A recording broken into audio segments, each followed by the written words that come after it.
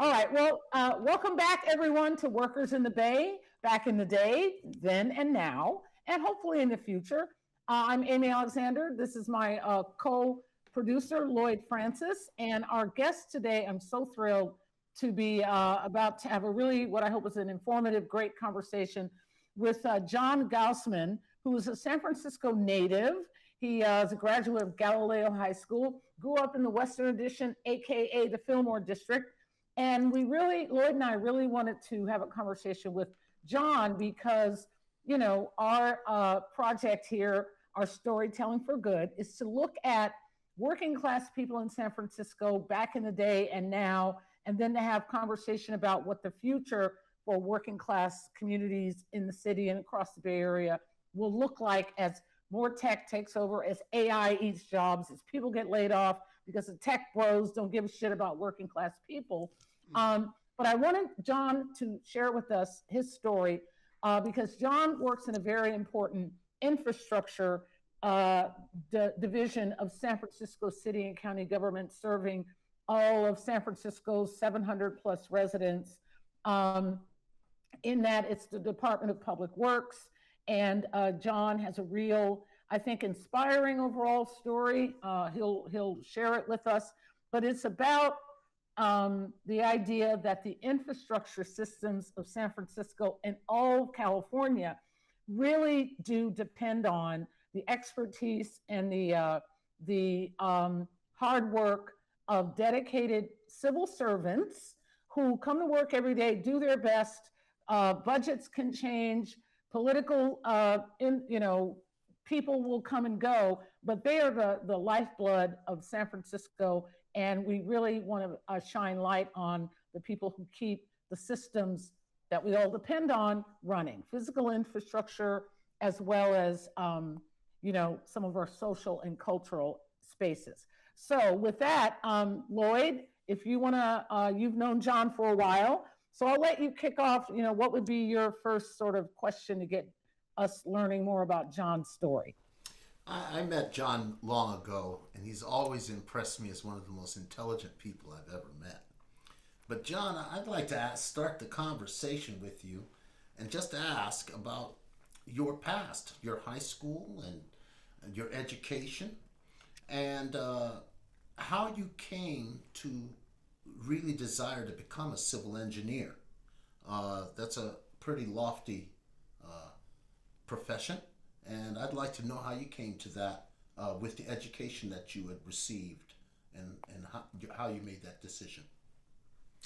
All right. Well, first, Lloyd, Amy, thank you very much for having me. I think I'm a regular person, so it's great to be on a podcast. I never thought I would be on one. And I would say first, as a civil engineer, the Bay Area is a unique place in that civil engineers are working class people. In other places, civil engineers are, kind of the professional class.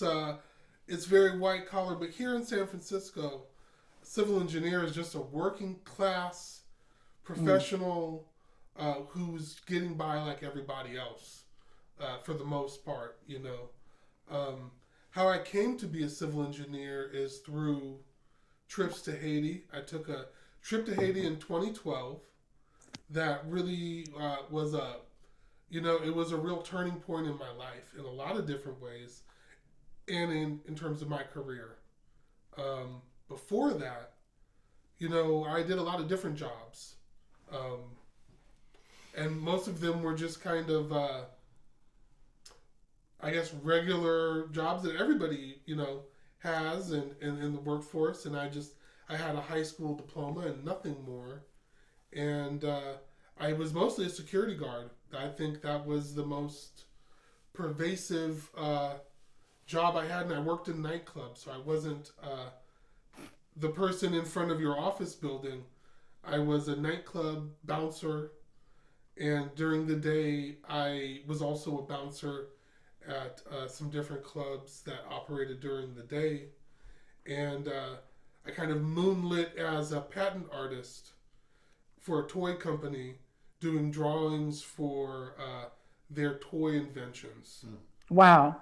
Yeah, these are called jobby jobs. That's how we Jobby refer to jobs. Yeah, I them. did jobby jobs, and I did what I thought I could do to, make ends meet, feed my kids. I have 2 kids, Mm-hmm. so most of my adult life has really been focused on taking care of them Mm-hmm. and making sure their corporal needs, so to speak, were met Sure. with maybe a little excess. Um, you know. Yeah. So how it came to civil engineering was through a trip to Haiti that I took in 2012, and I didn't know anything about the profession, but I took on the role of a project manager. So I wasn't the designer. We did a well project. I wasn't the designer of the well, but I made sure that people got paid, that the job was done on a schedule, and I checked for the work every day, and I was kind of leading the project from that kind of perspective. And it was responsible for the project getting done or not getting done. Wow. So And it this was is a for big not role. like a nonprofit relief group. Yeah, it was a nonprofit relief group, and basically, I didn't know much about project management, but I took it like I took like parenting. I just got to make this baby happen, so to speak, and pay Yeah. the bills and get to work on time. And so we got the project done with success. And one of the guys on the project, one of the architects, said, "Hey, John, you could make this your job." And I didn't know what that job was. So that day I went home, and I got on the computer, and I typed, who does wells, and it said civil engineers design wells and water systems, and okay. And so then I didn't know what a civil engineer was. So I had to type, what is a civil engineer? And I saw these pyramids come up and aqueducts, and I thought, wow, this is one of the most important things you can do with your time. And so I didn't look back. That was the day and the moment I decided to do it. And I went on the City College of San Francisco website, and I signed up, registered, and declared my major as a civil engineer, and did not know what I was getting myself into. Uh-oh. What the webpage didn't tell me was that I would have to go through 4 levels of calculus, that I would have to take the chemistry, the physics, the biology, Right. all the foundational sciences, and do well in them. That's right. And then I could go and do some engineering after that. That's right. Only after that would you get to go, do anything that you thought you wanted to go do. Yeah. And so there were definitely times I was kicking myself and going, why did I sign up for this? What did I get myself into? So, yeah. So, I was a civil engineering major. I had gone to Cal Poly San Luis Obispo many years ago, and you ended up at Cal Poly San Luis Obispo as well. Mm-hmm. How did you negotiate all of the difficulties that are inherent in pursuing a degree in any engineering field when it comes to the math, physics, and chemistry that you had to face? Was there any time when you took yourself in the mirror and said, I'm so close to giving up? Because it happened to me. Mm-hmm. And how did you approach to get over that hump? Well, I had to see myself as a civil engineer first. So when I go into class, I'm just going to learn about my profession. Prior to being a civil engineering major, my major was Mandarin. And Oh, when my I went goodness. to Chinese class, Yeah. I thought I was a Chinese person. Okay. I thought I would imagine myself as a Chinese person. I did. And I did very well in those classes. I did very well. But I reimagined myself as a civil engineer. When I went to chemistry class, I saw myself as a chemist. Wow. And when I went to biology class, I saw myself as a biologist. And I kept just assuming those identities. Wow. So that I would have the confidence, right? The wherewithal to just accept what was coming my way. Wow. And then the other thing I would do is I'd put my back to the wall. And every time I took a step, I'd move the wall with me so that I couldn't go back. I couldn't move backward if I wanted to. Wow. And that's really how I did it. Because every time I took a step, I brought the wall right on my ass. It was like glued to my ass. And if I took a step, the wall's coming with me. And I just couldn't go back. Yeah. And I would take another step, couldn't go back. And pretty soon I got there. And it wasn't easy, and it took a long time. This is an incredible philosophy. Where and how did you come to have the insight to employ this method? It's really not something I learned from somebody. It's a conclusion I made when I was a child. And I learned that if you're at the South Pole, any step you take is north. Right. And that, to me, had major ramifications outside of navigation. And application. Right, Yes. yeah. I started applying that anywhere I could. Hey, Wow. you know what? This is the new South Pole. Any way I go is going to have to be North. different. The direction I need to, is going to be Yeah. north of this. And so Yeah. I started applying that to the wall. I put it to your back. And, any step I take, right, we're Yeah. going to make sure that, Yeah. we're not going to go back on it. Wow. And, there were some different times in my life where I really had to make significant changes just to be the security guard. And making those changes, I couldn't go back. Going back meant destruction. Yeah. So when you came out of Galileo, it sounds like well, as you were, in your maybe junior and senior year, college, or envisioning yourself, whether it was as a chemist or a civil engineer, did that ever, how were you envisioning yourself after Galileo High School? I would tell you, number one, that in the beginning of this story, when I said I had to Google civil engineer. Yeah. Well, when I was in high school, even though I went to Galileo, it was not called the Galileo Academy of Science and Technology. Right. And so they weren't pushing those things. I wasn't introduced to those kind of careers. And it was a football school. Right. And I played football. There, so I said, okay, I'm fitting right in. And there was no push to have me do anything else in the school. Wow. So I left Galileo not knowing what an engineer was. Wow. Not really seeing any benefit or career path to being in math or science or STEM. STEM or anything like that whatsoever. Wow. It wasn't, those kind of, when we did career day, that wasn't, that wasn't what we were talking about. Wow. So let's fast forward. So you go from City College, you psych yourself up in that really fabulous manner of envisioning yourself successfully.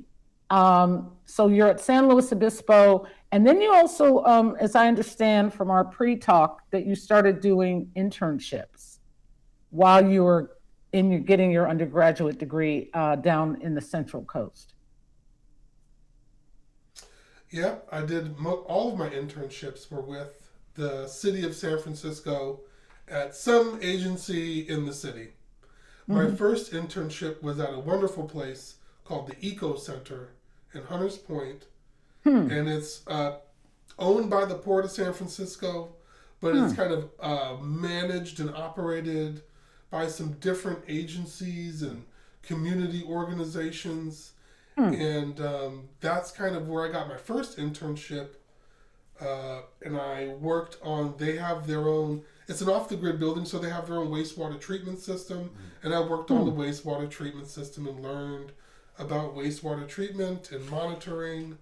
I learned a lot about environmental science through my work at the Eco Center, and it was really closely related to the classes I was taking at City College.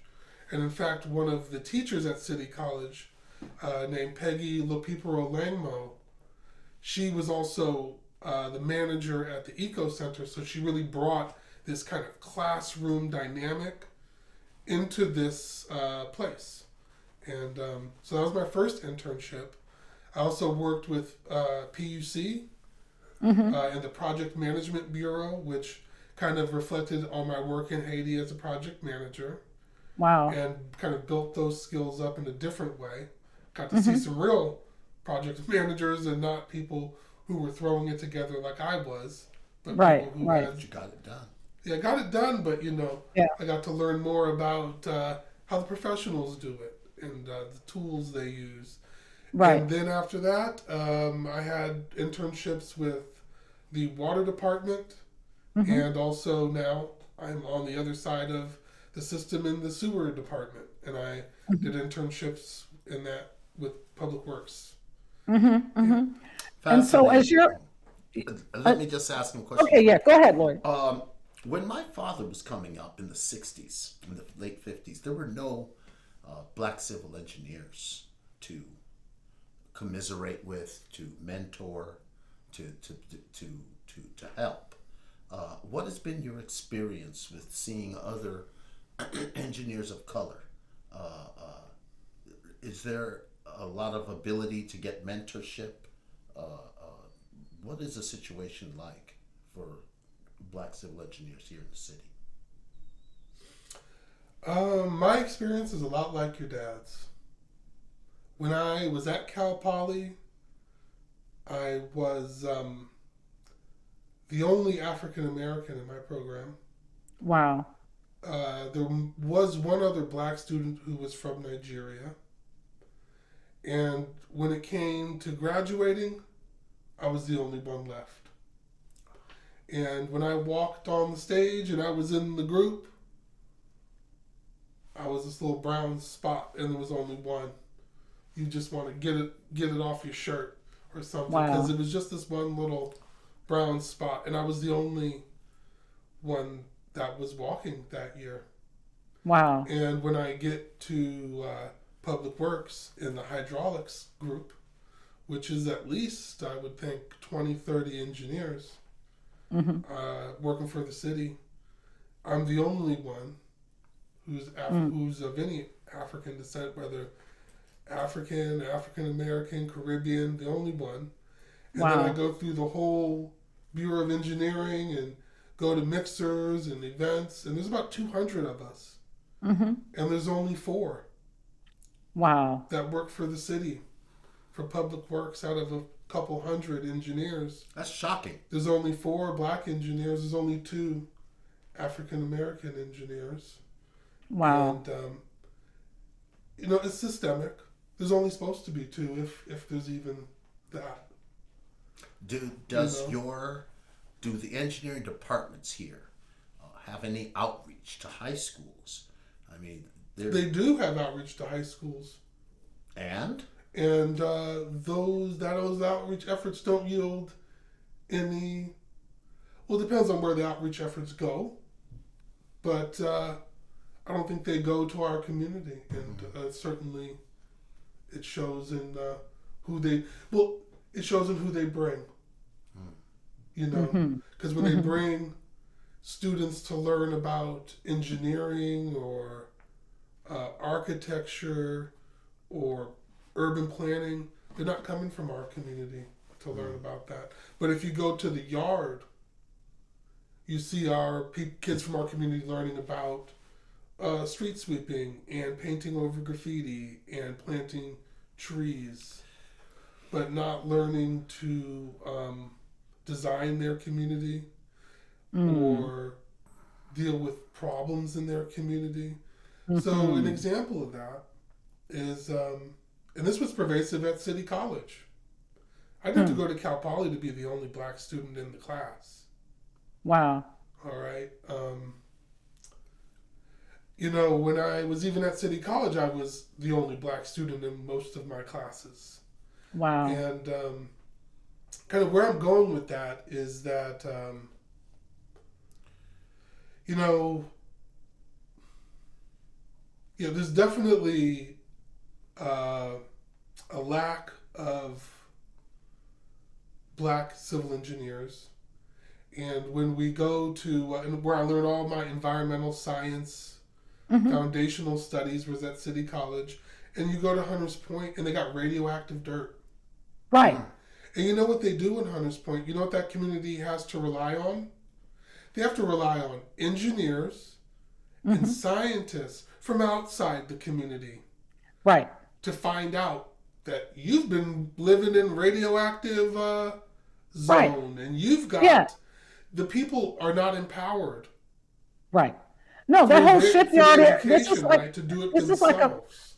This is like a 50-year long problem in that part of the city, right? And in the stick, parts of around Double Rock were impacted, all the way around that southeast part facing the bay, where there used to be naval shipyards and nuclear, they dump waste, and it's like a whole scandal. And so that actually was going to be part of my question, is that, like, whereas Lloyd and I came up in journalism and came to understand that being culturally competent in our trade was very important, because we had a public service mission, right? So whereas not all white journalists and not all white editors, but they would be less inclined to recognize certain nuances of whether it was a policy decision or a law that got passed or a local regulation, or the regs that weren't being passed that should have been, you know what I mean? Things about pricing or whether it's an environmental issue. People of color have a very unique and uniquely important perspective because of our experience in America, right? So in journalism, in our way, we became very adamant about sort of being truth tellers, not only in the daily practice of our jobs as just the facts journalists, but also internally with letting our bosses know, you're missing this story over here. This is a real story, and don't downplay it. We need to be transparent and cover it. So I would imagine in the physical, actual space that you just described, and Hunters Point is 100% prime example, because they literally have unhealthy environment. So, environmental justice is a problem. Injustice is a problem. So I think the thing about civil engineering that people don't realize is that when civil engineers make big mistakes, the implications are huge. Your dam fails. The town downstream washes out to sea. Everybody in the town goes with it. You may not even know how many people washed out. And, this is how bias in civil engineering looks. It looks like Flint, Michigan. It looks like Ninth Ward, New Orleans. It looks like Hunters Point. And the implications are generational. We got people in Hunters Point with generational health problems. Right. We've got flooding in New Orleans that happened on purpose. That has generational implications on where is this community going to be located? Where do you live? Where are your roots? And then we got Flint, Michigan, where we find that it's going to lower the IQ of that community for a few generations now, because they've been ingesting lead at a young age. Just trying to hydrate. So, I think when it comes to civil engineering, we usually take a lot of care to have really careful ethics, because when we don't, people get hurt on a population level. At scale, as they say. At scale is really big, and I would say the damage that can be done is irreversible. Yeah. in ways that It's generational. right.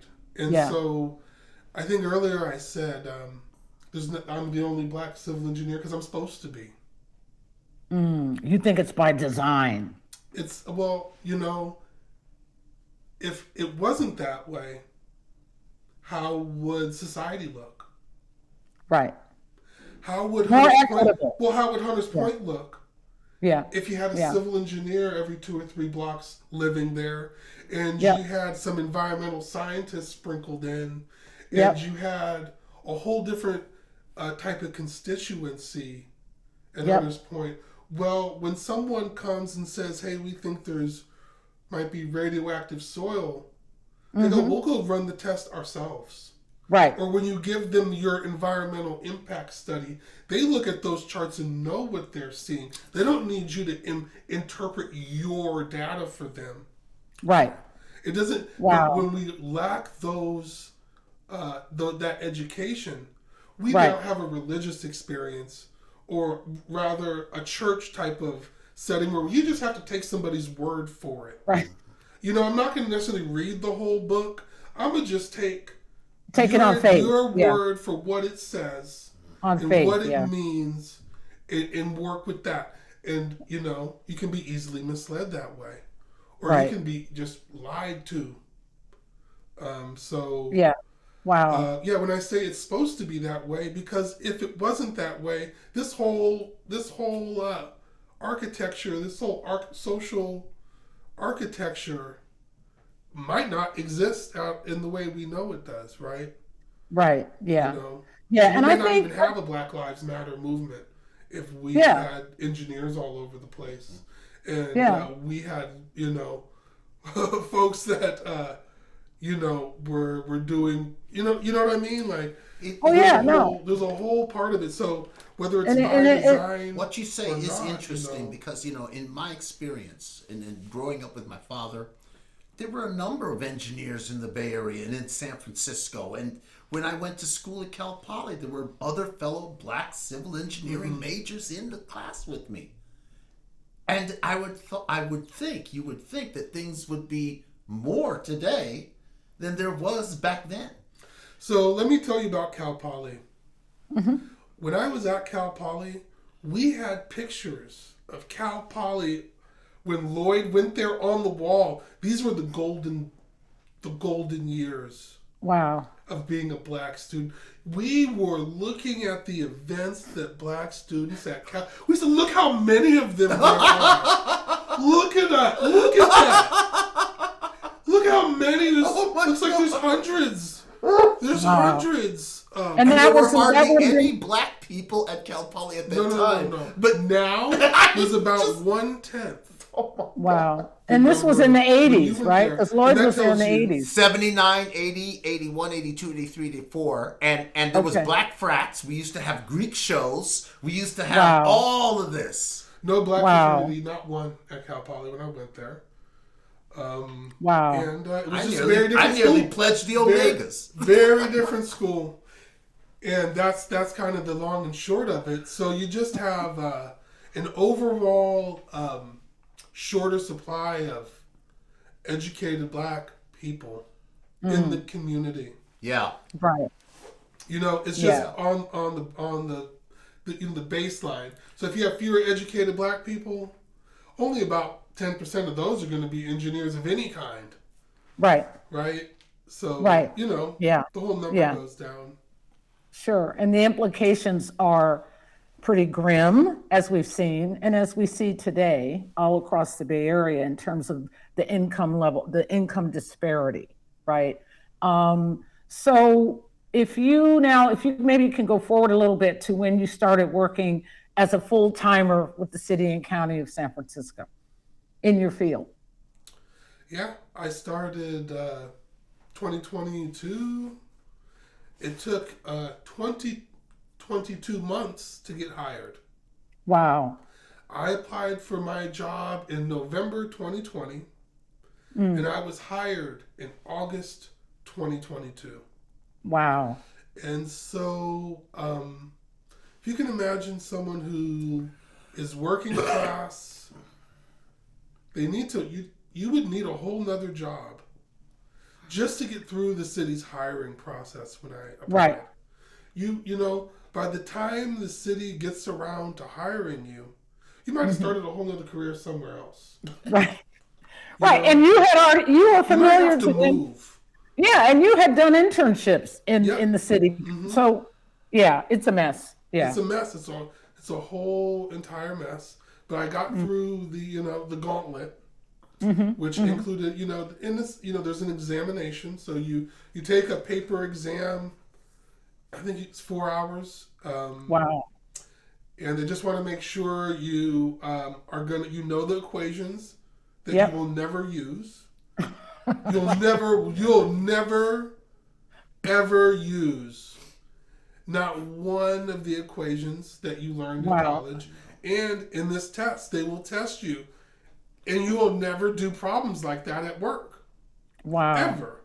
Yeah. But they just it's just to weed people out, right? So you take the test, you get the exam, you get ranked, you do the interview, you get ranked again, and then they start hiring based on your rankings.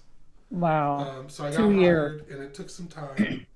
And I've just been working in the hydraulic section ever since, which is a really fancy way to say sewer. Sewer engineers is the hydraulic engineers are the sewer engineers. Yeah. And it is the most complicated part of water resources engineering. So that's what I like about it. So your faucet water system is the simpler part. Because it doesn't, one of the big things is that gravity is not so important. The water because of the pressure, the water can go up and down the pipes. But when you have an open system like our sewers, gravity is the only way water moves, and you have to use it and kind of work with it to Strategically to get it where it your needs to results, be. right? Yeah. And Yeah. if the water moves too slow, people smell it. Right. And if the water moves too fast, the treatment plant can't take it all. Wow. So Yeah. there's got to be a balancing act, and that's where the engineers come in, right? Because if you didn't Yeah. need to do that, You're going to solve the problem. right, you could just have your local construction company just do it however they want to do it, and Right. you have to live with it. And I've seen Yeah. how that looks. I've seen how it looks, and nobody wants to live like that. No, you can read No. about it too. Cholera, Yep. That's Yeah. what happens. Yeah, and obviously the environmental implications are real. And I wonder, though, in your very important work, like, what do you bring? Why do you feel it's important? Or do you feel it's important, the fact that you're from the city, you're African American, you've worked in Haiti, you know what I mean? You actually had a real ass adult life before you, you know what I mean, before you started in this infrastructure role, which is very critically important. So, like, what are some of the aspects that you feel, you're really, really able to add value to beyond the technical pieces? We talked about Hunter's Point a little bit. What I'm getting at is a kind of cultural competency that I think gets diminished, right? When politicians, not only in city and county of San Francisco, but almost everywhere, when they think about what are we going to budget for, how many FTEs, how much can we build out a new system or add to the existing system, they tend to not really factor in people that are local, right? And actually know if we do this over here, who's it going to impact? Those sorts of things. I think, I'll start with being a civil engineer for San Francisco makes me I'm really proud of my work. And I really feel really blessed to be able to give back in the capacity that I've been able to do. For me, civil engineering is a profession that has really allowed me to use almost all of my talents that I have amassed, all the skills I have gained over my life, and all of my jobs. They all come together, whether I'm writing a report, or maybe I'm giving a presentation, or I'm meeting someone in public for the first time, and I've just got to say hello. All of my jobs come together to give me the skill set that is going to make me successful in this career, and the value I'm going to bring is that I know the streets. Like you were saying, when I do a project somewhere, I might have played on that street as a kid. Yeah. And I remember maybe we were rolling up the aluminum foil because we didn't have a ball. So we roll up some aluminum foil and throw that around as a ball instead. So it all, I remember something happening on that block, or a super heavy storm, and it flooded here, or but they know all that, but they don't necessarily know that one of my best friends lived in that house right there, and that it means something to me to be able to work for the city. In my job interview, they asked me the same question, and I said, I've been making deposits for 40 something years. So to speak, So to speak, I've been making deposits. And now, I've got to work on give something back in that regard. So this is the infrastructure that has supported my entire life. Yeah. My development up to this point. And so, the context is really close context. I feel like my relationship with the city was always really close. And this is just making it closer. This is, really important to me. And I'm so proud when I see my name on the plans and it's getting constructed in the street. And maybe for the next 100 years, someone looks it up and then my name's going to be there. And they're going to know I had a little something to do with it. And I got into civil engineering later in life. And so I work with people that are 20 years younger than me, that are in the same position. And I'm going to tell you the truth, I don't get treated the same. And I had to talk to my supervisor, who I am about 10 years older than this man, maybe more. And I had to tell him, I'm not here, I don't have time to become the city engineer or the head of public works. I might have 15 working years in me, maybe 20, right? I'm here to make the best contribution I can make. Right. That's what I'm here to do. That's right. I'm not here to be your boss. I'm not here to chew my way up the ladder. Exactly. I'm here to make the most significant contribution I can with the time I have left. So you don't you don't want to get caught up in his insecurity or his power, however he's imagining that you're trying to run up on him. I can see that, because I've been there. I'm not just a black civil engineer. I'm in my late 40s, and that matters, when you're coming in, especially these STEM professions, and they want to see a 20-something-year-old person. And to be really honest, they need to be white or they need to be Asian. In any STEM profession you're going to go into, that's what people stereotypically expect to see. And if you're not fitting into that box, you're going to face implicit bias. Yes. Or explicit bias, for that matter. But you're going to face a mixture of both. Right. And sometimes it's just that people just do not expect to see you in that setting. Nope. They don't expect you to see you in the setting. They don't expect to have you in the conversation. Right. They're not used to you being in the room when they have the conversation.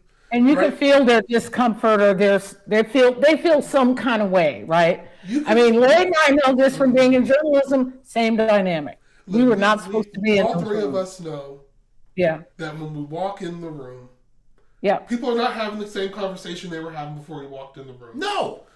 Right. That's what we know. You know it. You Yep. didn't have to hear the conversations before you walked in to know they have all changed. Yep. Because everyone noticed you walk in the room. I say Yep. this. I'll say this. I'll just add this to the conversation. The San Jose Mercury News sent me to an assignment to Stanford University. I was to go to the civil engineering department. I go there. I meet the professor. He asks me, "Did you have trouble finding this place?" I said, "No, my sister went to school here." And he said, "Oh, really? What sport did she play?"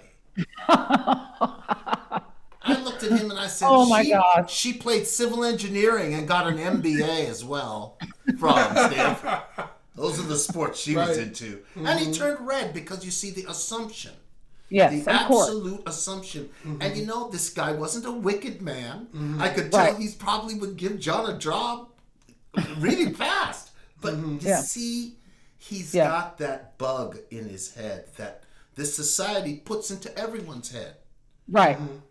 Right. See, so I think it's detrimental to the overall health of certainly of San Francisco. I mean, Lloyd grew up in the East Bay. John and I are SF natives, but we see as the number of Black people shrink. I think it's Black people are what now? Maybe 5% of the total number of residents. Less than that.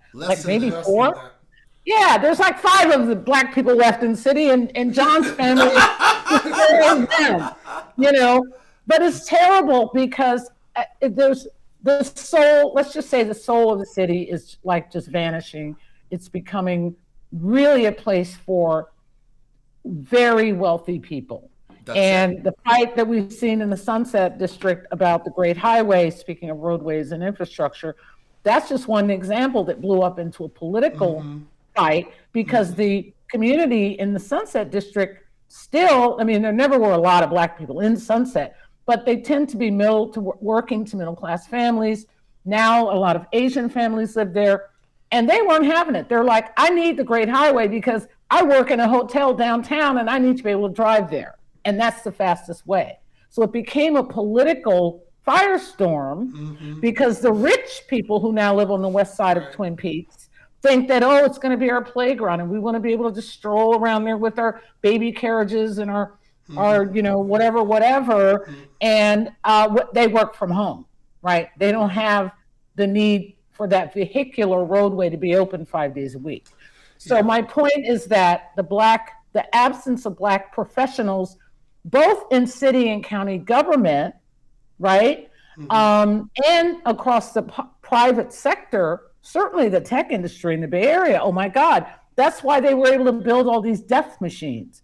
People are now, you know, mass psychosis because they're online all the time. They get bad information. They're talking to chatbots who were built by people who only talk to themselves and each other. And they all come from different, you know, like wealthier, predominantly white communities. So it's a whole fabric where if you cut out people from working class, pardon me, certainly people of color, you cut them out of the fabric, your fabric's going to suck. It's going to suck. And I'm really, every time it just breaks my heart when I go back in the city, when I'm hanging out there at friends and family there, as we all know, including Lloyd and y'all, I'm like, where's the flavor? I'm like, what is happening? You know, it really makes a difference. And on the infrastructure point, to bring it back to your journey, I do worry about like what the future, and we can, if you want to maybe share your thoughts about what can be done to sort of course correct, if anything is possible on that front. You know, what's it going to look like in 10, 20, 30 years if the main systems are not developed, you know, rehabbed, added to by people with like broad perspectives who come from, you know, a different array of backgrounds. Like, what are we going to be looking at? You know, I think, first of all, you know, there's only about, I would say there's two types of engineering that are they really overlap with politics. Mm-hmm. That would be civil engineering and kind of aerospace engineering. Okay. Right? Where the politics are going to decide whether or not your project happens. You know, on the civil engineering side, let's say it's a bridge. You could get all the way through the design, and the city decides, you know what, now we've got a different mayor, and we just vote, we're not going to do the bridge anymore. So that bridge you designed never gets built. But if you're a computer engineer, politics is not going to stop your app. You know, if you're an electrical engineer, politics isn't going to stop the iPhone. You know, if you're a mechanical engineer, Cars. politics isn't going to stop The automobile. the automobile That's right. thing that you're coming out with. Electric. Yeah, but or don't you gas. feel like it's kind of intersecting these consumer tech companies? Think about Waymo, right? And before Waymo, it was Uber. The politicians in San Francisco and around Greater Northern California, they allowed those companies to basically beta test, right? Sure. And then they cleared them for consumer access without, I mean, no one ever asked me, you know, you were never asked to vote on it, right? Yeah, So that's now right. all these things, and so public transportation, Lloyd and I were talking about this a few days ago. The Muni system, the BART system have lost so many riders, right? Obviously the Right. pandemic, they lost a bunch of ridership, but they're also now losing ridership because a lot of the wealthy people who now live in the city in the Bay Area, they're like, oh, fuck public transportation. Right. I'm gonna get me an Uber or a Waymo, right? So Definitely. so And the that's public, civil engineering, by the way. The yeah, bus, I know. Right? The Yeah. bus is what I'm talking about. The bus itself It's civil engineering. well, the bus is mechanical and electrical. So what bus you have, like they don't have to worry about these things. And so when I'd be in school or when I talk to mechanical engineers, they don't have the same stress level because they don't have to deal with the public. That's right. You know, when Flint, Michigan, when their water went bad, they had to bring civil engineers in to talk because the politicians were gonna get shot or run out on a rail because they didn't know what to say. You have to bring people in to talk about the problem from that way. But you know what I would say too is that the politics is a big deal, and there are things that seem really political, and people think they're deciding on it. But not to give up the ghost too much, it's already been decided on. The ballot measure, it's just like when you ask your kid, well, what do you want for dinner tonight? We'll like your input, but if you say birthday cake, it's not going to happen, right? Like your options here are limited. So when it comes to things like the Great Highway or something like that, it's not as political as people. It's definitely politically charged, but some of those decisions are math. The Great Highway doesn't lead to Highway 1 anymore. And it'll take a huge project to rebuild that eroded the eroded coastline there. Yeah. Right. Because the ocean has chewed up that southern part. And now you've got to do something that is a bit more to make that connection there. Right. And then, you've got the stretch of roadway that just connects Lincoln to Slope. And, it's become this big thing. It's a big thing to fight over. And, so what do you recommend? If you're from the city, you know how everybody feels about the Sunset District. Yeah. That was a spite vote. It was. It was a spite vote. People who didn't live in the Sunset were like, I'm tired of these people saying no to everything. They don't want apartment buildings. They don't want They don't want a homeless navigation center. Yeah. They don't want this. They don't want that. Just to refresh anyone or update people, So what just John's to referring remind you, you're part of San Francisco, Yeah. Wow. And Yeah. I think that's what happened. I just think that's what Yeah. happened. Voters citywide about a year or a little bit more than a year ago voted here I'm gonna tell all you. over the city. They voted everywhere, all the districts around the city, for people that aren't familiar, voted to approve that closure of that important part of what's called the Great Highway. That's and right. so even though the immediate neighborhood would be the most impacted, what John just referred to as a spite vote is because the Sunset District is a little cranky all the time. Right. And so from a civil engineering perspective, we are like, how do I say it? We're like the doctors. Hey, you know what? You guys want a road? Well, we'll just make the base so thick, and you're going to need 2 inches of asphalt, and we're going to design the road. And if you want to park, well, then we're going to need to do. We got work either way. Yeah. As a civil engineer, I'm open to whatever the public wants to do with that piece of it. You want a park? Hey, let's make it a park. You want a road? Let's make it a road. To me, I want to make that public space what the public wants. So that it can serve the public in the best way that it can. Yeah. That's my dog in the fight. This is a great point at which we should wrap this up because we're approaching an hour. And I want to ask you, really seriously now, as far as your future, what do you see in San Francisco that really needs to be done? I know the sewers they've done a lot of work on the sewage system here over the last years. They've done a lot of work on muni transportation platforms over the past 20 years. What do you see as a major need in our city today? Absolutely housing. That's really the number one thing. Our sewer system is about 100 years old. Our sewer system is about 100 years old, and it's got another 100 years to go. The streets aren't that bad. Golden Gate Bridge isn't going anywhere. Neither is the Bay Bridge. These things are in place.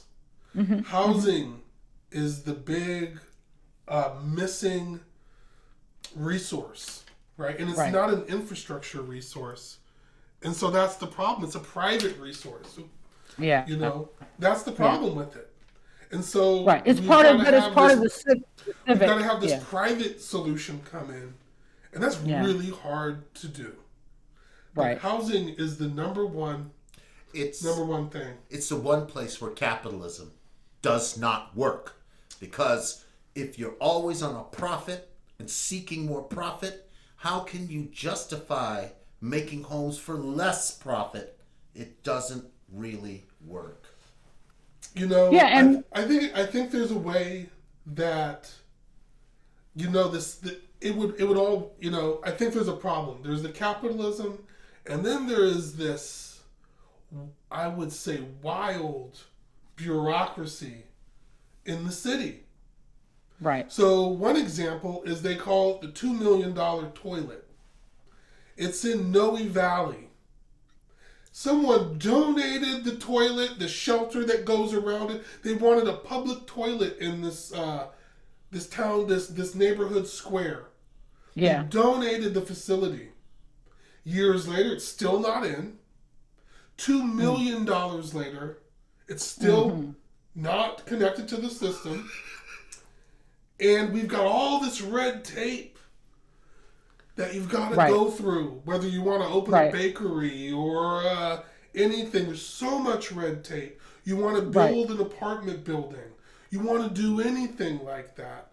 You've got so much red tape that it invites corruption. Yep. It explodes the cost.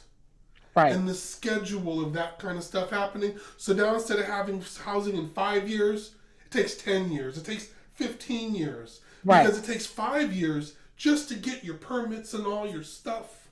Right. Yeah. And that's crazy.